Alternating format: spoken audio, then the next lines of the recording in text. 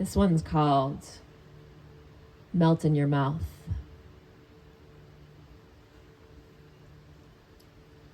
Once I woke on a glacier, an immense river of ice, her meltwaters trickling in defined rivulets here and there across her body.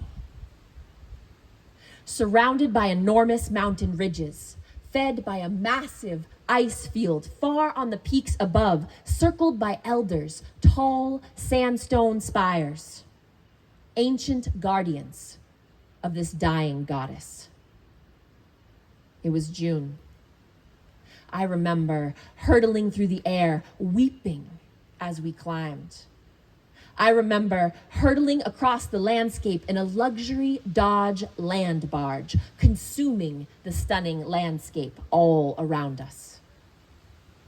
Each morning, waking in the early hours, stealing out the door, singing wildly to empty streets, sneaking out to meet a lover, known as Policeman Creek.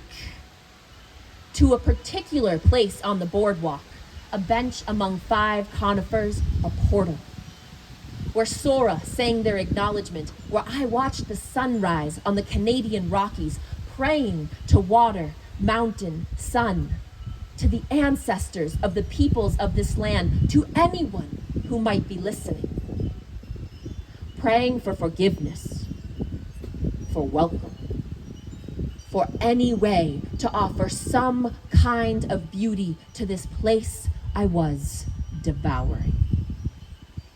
Then, scurrying back to the rental, complacently taking my place in the land barge right on mother-in-law time.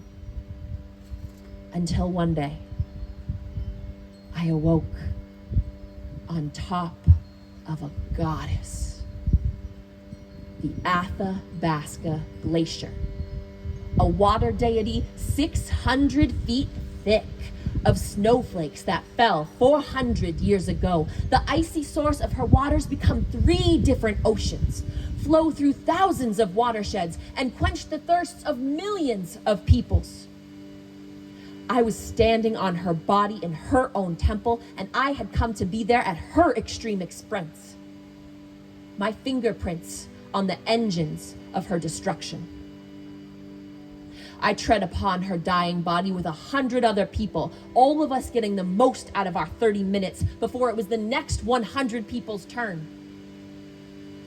Bound by the ropes that separated us from her wild, undulating form, her wasting, ever-changing shape, her dark, deep crevasses.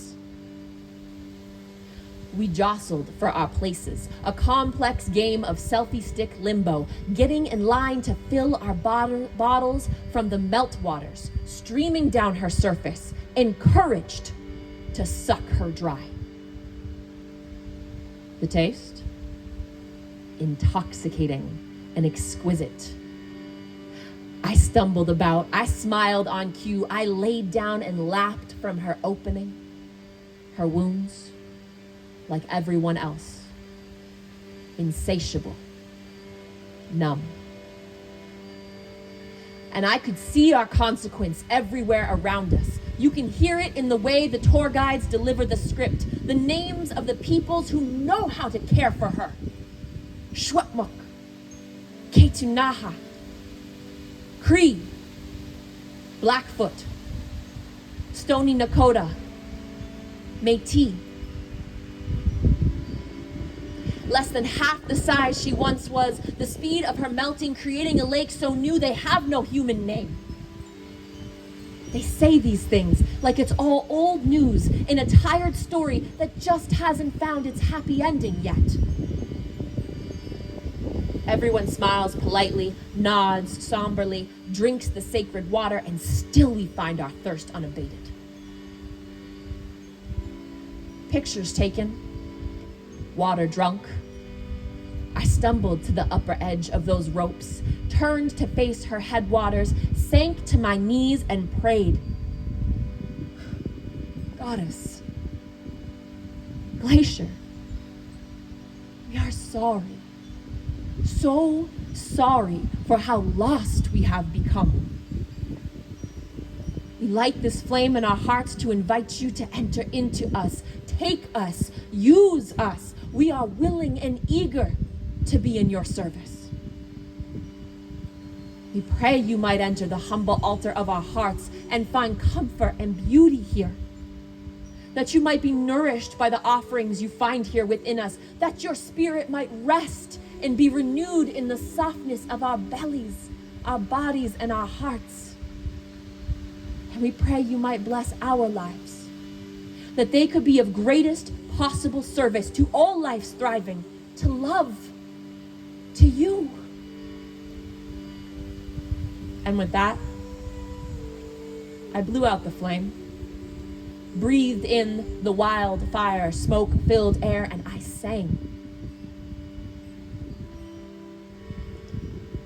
Oh, great water, you just keep flowing. Oh, wise water, we give ourselves to you.